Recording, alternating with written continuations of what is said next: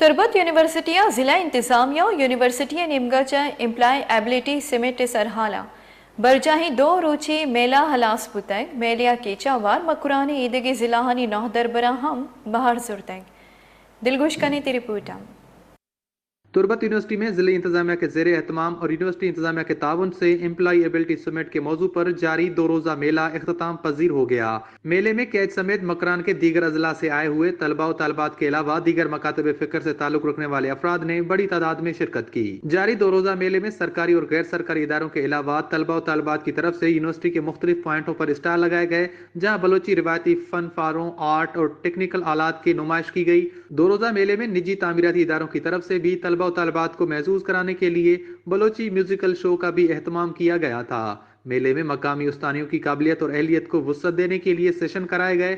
University کے auditorium hall میں employee ability سمٹ کے موضوع پر سوال اور جواب کے سیشن کرائے گئے، جہاں پر بلوچستان سے تعلق رکھنے والے الیکٹرانک میڈیا اور سوشل سیکٹر کے مہمان گرامی نے طلباء و طالبات کو دور حاضر میں انٹرنیٹ اور سوشل میڈیا کی افادیت سے متعلق لیکچر دیا۔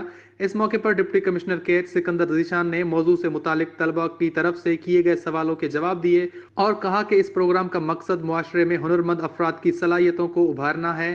معاشرے میں کوئی بھی چھوٹا یا بڑا نہیں ہوتا، بشرط کہ اس کام کو لگن اور محنت کے ساتھ کیا جائے۔